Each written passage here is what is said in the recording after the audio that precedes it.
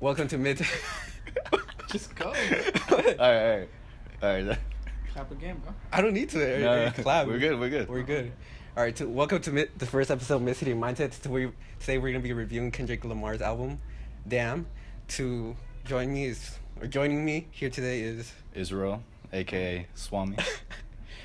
Ismael. All right. I can throw in so let's get into the first song, Blood.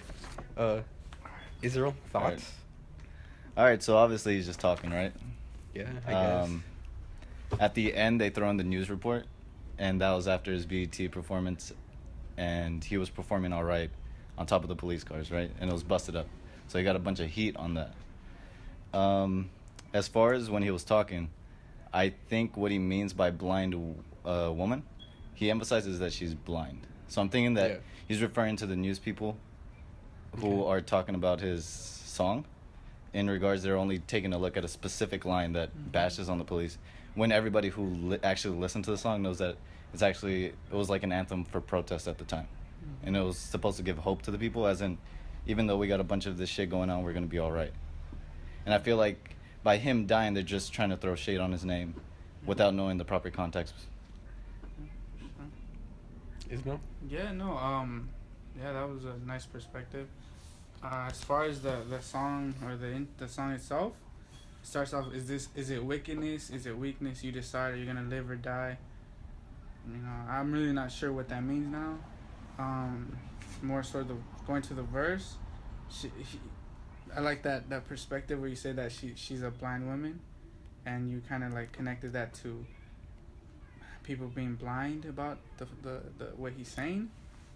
Also, like, I guess I could relate it now to, like, how people are blind and they only see what they want to see.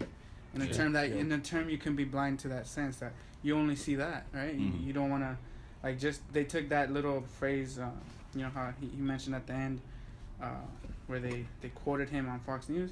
They took that little phrase and they twisted it and put it in that blind perspective they have, as far as that believing that this is like, that he's preaching violence, or he's preaching hate, or he's preaching people to commit dangerous acts or whatever. So that was a nice perspective. But as far as the song, this song, it's really not much. You could just listen to it, and it's just a guy. I mean, she did reply to him, "You lost your life," and I'm still not sure what that means, but maybe going more into the album, we'll figure it out. All right, cool. All right, so me, it begins. What is the line again? It starts with? Is it wickedness? Is it weakness? You decide. No. He says, so I was taking a walk the other day, and I see a woman. Okay, so he says it's a blind woman, right? Mm-hmm. How I interpret that, the blind woman, do you guys know? But like that, the justice lady, like that statue, with the lady holding the balance. She's like blindfolded because like justice should be blind, right? Oh yeah, you're right. Yeah. So I was like thinking, what if that lady is supposed to be a representation of like that lady, the justice? Mm-hmm. He's saying that she lost something. What if like that she lost like the justice, and like maybe there's like that he sees that as like there's injustice, like she lost balance. There's no balance in the justice anymore. There's like injustice like we see today in the world. And yeah, there's like injustice, and that's how I interpreted it, like him. And then when he asks like to help her, that's him like saying like he wants to help restore balance to the world, or to the country in general. Yeah. Oh, so now see that just gives me a new thought. Like that lady, I'm not sure her name is, but she's supposed to be blind. As in, justice is blind. Justice is not. Justice race, is supposed color. to be. Yeah. It sees just facts, and it sees that. However, she's lost something. Maybe she's lost, or maybe she's realized the fact that the justice system is unfavorable to certain people. So that's a nice little perspective that you gave me. And then when she replied, "Oh yes, you have lost, and you've lost your life," maybe that's the fact that we acknowledge that. I think that part is probably us acknowledging we know what's actually going on, and we accept it.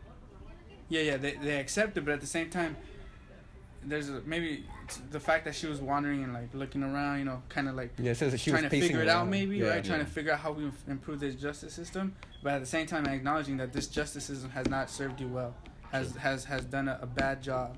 Yeah, she does say like you lost something. You lost your life. Yeah. Not only you, but a lot of people has been failed by the justice system. Yeah, So that's a nice perspective. See, I'm just trying to think about it with you guys. So. All right, so Nice listening to the first song, what were or are your anticipations for the rest of the album and the direction? Oh, yeah, that's a good question. I anticipate a song that talks about maybe some of the unjust things of the justice system, the struggle in the communities as far as police brutality maybe, or even that life, growing up and just not glorifying the life, but just showing you the life maybe in the hood or the life of someone who's marginalized, right? What about in terms sonically? In terms of what? Like musically, like kind of music. Yeah, as in like Good Kid, Mad City was just like straight up bangers. Yeah. Then To Pimp a Butterfly was like jazz influence, and it was a whole different direction. I mean, I'm not sure. I'm not sure how he decides to go, but however he does decide to do it, as far as like the tone, I think he'll still have a strong message in all of them. As far as like, maybe a strong message or painting the picture. Yeah. Like he normally does. To me, this song, I thought, hearing the first song, I thought it was going to be some sort of continuation of To Pimp a Butterfly, because I got that same feeling, like, him talking to the old lady, like, it felt similar to, like, how he did in How Much a Dollar Costs when he was talking to that old man, like, just telling that story. So I thought, like, it probably would have been, like, some kind of continuation of To Pimp a Butterfly. Okay. Yeah. You turn it on? Yes, no problem. All right. So now we will be reviewing DNA. Okay, so in the line, like one of the lines he says is loyalty. I got royalty inside my DNA. This made me think about you guys remember in the album version, he was talking about him. He brought up like the definition of negus. All right. Him being what's your royalty, right there, king royalty, black it's Ethiopian, I think, right? Huh? Ethiopian? Ethiopian, yeah. All right. Well, yeah, he said negus is royalty, king royalty, black emperor, king ruler. So like that, like maybe relate to that. He's basically just like talking. Well, I think he's just like talking about being a black man, being proud of like he's like describing everything like that makes him who he is, and that's like part of his like who he is basically is part of his DNA. Okay. All right. If I can. Yeah. Going off what you said, because I also highlighted the loyalty. Okay. So as far as myself, I took it as in like he's talking in this song. He's talking about his DNA, right? How he is as a person. So as far as loyalty, that's one aspect where I think about like you're loyal. You stay true. You stay real. You don't do no fake shit. But then at the same time, if you think of royalty is more in terms of money too. Yeah, true. Yeah. So that's the fact he's got loyalty and royalty inside my DNA. That means that I could be loyal and be the realist, but I also go get mine, right? I get my paper. I handle that business. Mm-hmm. And I think I can connect that also because he says that he has.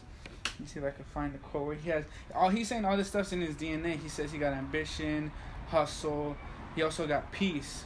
I got cocaine, quarter piece, got war and peace inside my DNA. So it's all a mixture of everything, that good stuff and that bad stuff. Yeah. So that's how I interpreted that loyalty. User? All right, so obviously this track is a banger, right? Yeah. Definite banger. All right, so what the main thing that I took from it was that in the middle of before the beat changes, he includes that Fox clip stating that hip hop damaged the youth more than racism and everything, right? So I think this song is a response to that. And when he says DNA, he's including all the bad shit and good shit, like you said. But he's saying that like this. I feel like he's representing the hood. Like all this shit's in our DNA, you know. And I feel like what he's stating is that they act like it's a choice, or they make it seem like a choice, but in reality, this is just our influence in our culture. Like when you're young, you want to roll with the homies, you know. All the time. When you're young, you want to do a bunch of bad shit, right? And I think he's basically saying, this is just a part of us, a part that they probably don't understand, and that he's just trying to emphasize that this is like a way of life for us. Okay. Yeah. I can see that. And he also make those Jesus references, right? Oh, yeah. What did you say earlier? A bunch of Jesus references.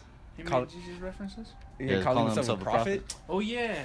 But I think that's more of Kendrick going into his, like, goes into, like, I'm the Oh, I feel like that's another thing that he's also stating. Like, for us, you know, in the hood, you're supposed to be like, I guess, a big shot, right? You're supposed to have your ego. You're not supposed to let your guard down. As in, like, you're supposed to be cocky. Yeah, and that and I feel like he's building off that. Yeah, the prophet part was, I think, just a reminder to any other rappers that he's still the one. He's the one on top. He's top dog, right? Like, isn't like. I mean, yeah, he's the top. You know, he's a prophet. Like, he's better than all those other rappers, I guess. Are we gonna do conspiracy theory? So wait, I actually want to go. I actually want to go a little bit more as far as the DNA. I interpret that he has all this inside his DNA, right? Yeah. As far as the hustle, the drug dealing, that maybe some evil stuff, some dark stuff, but I think that he also got that good stuff. But it's more so like he has that in his DNA, more so because of he's a product of his environment. He also said right here that he where is it? Born inside the beast, you know. Right here, he said, which I think he's mentioned before, is Compton, right? One of the most toughest cities. So I think he was born inside the beast. So Compton is like the beast, beast is a representation of Compton. So like he grew up in the tough streets, right? You know, so I think that all goes to his DNA. And as far as him kind of calling out people, as far as saying, he said, bitch, your hormones probably switch inside your DNA. Problem is all that sucker shit inside your DNA. Daddy probably snitch hurt inside your DNA. You know, as far as that, I could only try to interpret that as him calling out, maybe people in his own hood, right? Maybe rivals. That's how you probably think of other rivals. Yeah, true. As far as connecting it to maybe Fox News, or the people who think like Fox News, I don't know how. I mean, I'm trying to make the connection that like. I mean, I think he goes more into Fox News towards like the second verse. Yeah. After the snippet, I can't connect it to that. Because there's a snippet like halfway through the song of Fox News. Then he goes like after them. Yeah. All right. So, any more thoughts on DNA? It's a nice song. Banger. All right. So, that's DNA. All right. So now we're gonna be reviewing Ya. You always forget that last part of reviewing. Should we include the dot? Yeah, dot. Ya dot. All right. Ya dot. Okay. Danny, you want to go first? Sure. Should you scream it since it's in all caps? Sure. So, let's see my notes real quick. I'm gonna go first. You seem unprepared. Yes. All right. So he continues to talk about Fox News again on this third song. Yeah, Fox News. He goes again on Fox News again, going for the third time. So honestly, this like segment really affected him. I think since he's going out of it. You think Fox? He's going on it for 3 songs in a row. Probably bothered him. It bothered him. Then he's going on it for 3 songs in a row. Yeah. All right.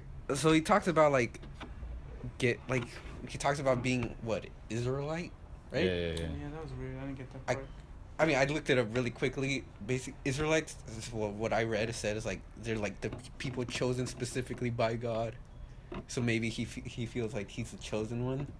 And notice, in the Future record, remember how they got? I don't know who the fuck he's talking to, but someone's talking to him. Remember when they're emphasizing at the end of Fear. Oh, right, yeah. He's emphasizing that Israelites are all people of color. Yeah. He says that here too. Hispanics, Native Americans.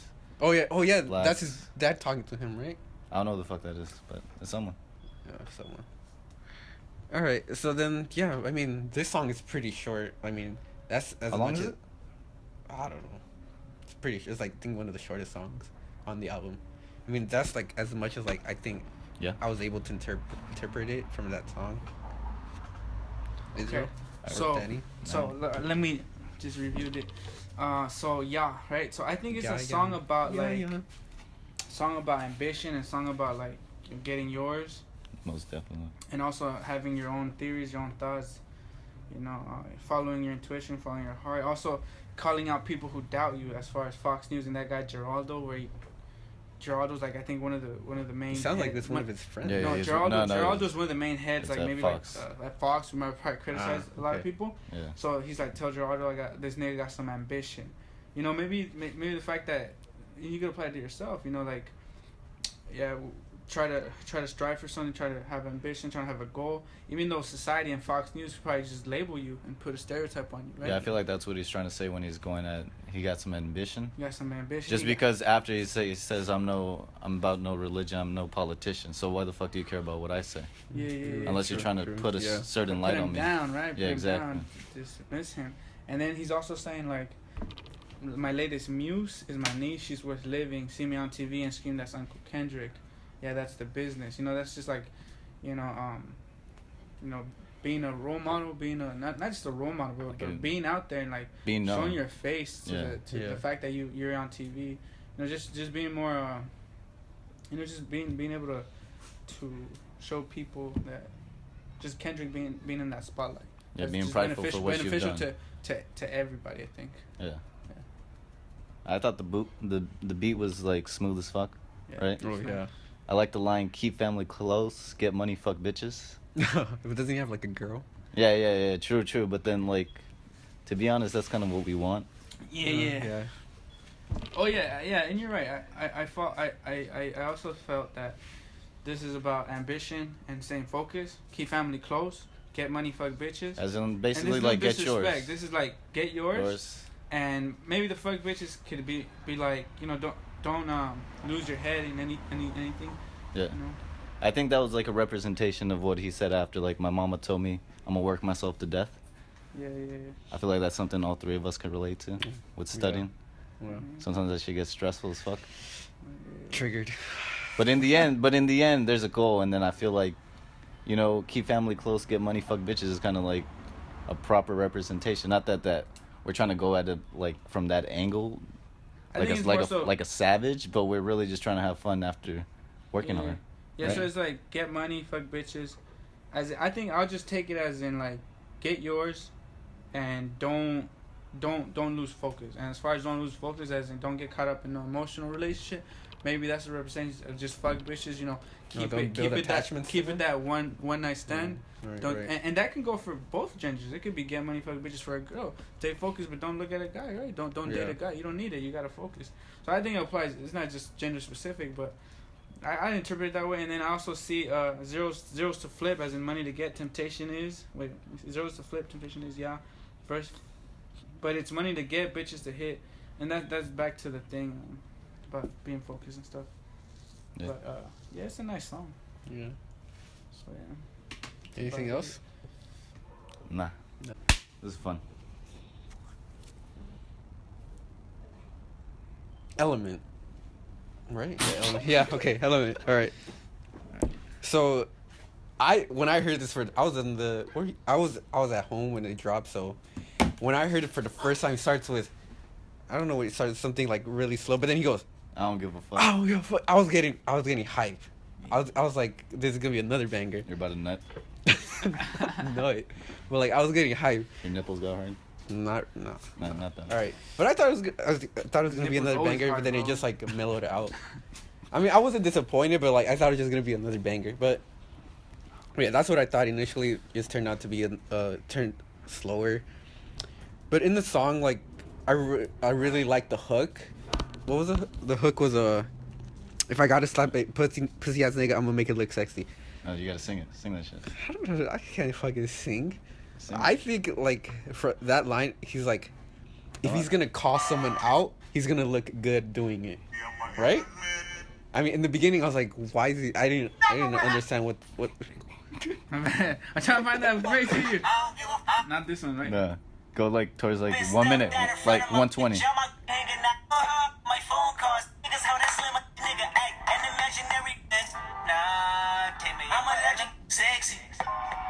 Go more back.